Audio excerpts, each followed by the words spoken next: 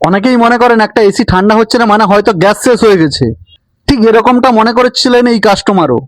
ফোনে জানিয়েছিলেন দাদা একটু সঙ্গে গ্যাস নিয়ে আসবেন, এসিটা চলছে কিন্তু ঠান্ডা করছে না। কিন্তু আসার পর দেখতে পেলাম পুরো উল্টো, এসির বাইরের আউটডোরের ইউনিটের যে ফ্যানটা সেটাই চলছে না। আগের দিন এসেছিলাম, আমরা চেক করে দেখেছিলাম যে এই ফ্যান মোটরটাই খারাপ আছে। আমাদের কাছে সঙ্গে সঙ্গে এই ব্র্যান্ডের ফ্যান মোটর ছিল না, তাই আমরা আজকে এসেছি এই ফ্যান মোটরটাকে লাগানোর জন্য। নতুন ভোল্টাসের ফ্যান মোটরটা এইটা আমরা নিয়ে এসেছি।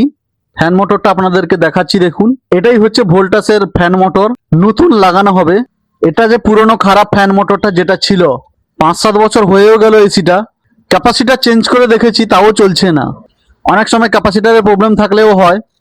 আর এই যে নতুন মোটরটা এটাই কিন্তু আমরা এখন লাগাবো। অনেকেই হয়তো জানেন না, আউটডোরের যদি ফ্যান মোটর না চলে তাতে কিন্তু কম্প্রেসার ট্রিপ করে যাবে, এর ফলে রুমের ভেতরে এসি ঠান্ডা করতে পারবে না। ফ্যান মোটর খারাপ হলে অনেক কাস্টমার মনে করেন যে ঠান্ডা কেন হচ্ছে না, হয় সার্ভিসিং করাতে হবে কিংবা গ্যাস নেই, যেটা হচ্ছে সম্পূর্ণ ভুল ধারণা। ভোল্টাসের এটা ইনভার্টার এসি আছে, কিন্তু তারপরেও এখানে ডিসি ফ্যান না দিয়ে এসি ফ্যান লাগানো আছে। এই ফ্যানটা কিন্তু 230 এসি ভোল্টেজে চলবে, এর সঙ্গে 3 এমএমডি ক্যাপাসিটার যোগ করা আছে। এটাই হচ্ছে নতুন ফ্যান, এটা আমরা সেট করলাম এখুনি। উপরে এই যে পিসিবি বোর্ডটা দেখতে পাচ্ছেন, এটা হচ্ছে ইনভার্টার সার্কিট বোর্ড। এই সার্কিট বোর্ডটা যদি খারাপ হতো তাহলে কিন্তু কাস্টমারের অনেক টাকা খরচ পড়তো। 7 বছর হয়ে গেল এসিটা আজ পর্যন্ত খারাপ হয়নি, শুধুমাত্র বছরে একবার করে সার্ভিস করা হয়।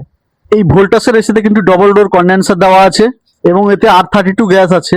ঠিক এই কারণেই কিন্তু এসি রুমটা তাড়াতাড়ি ঠান্ডা করতে পারে।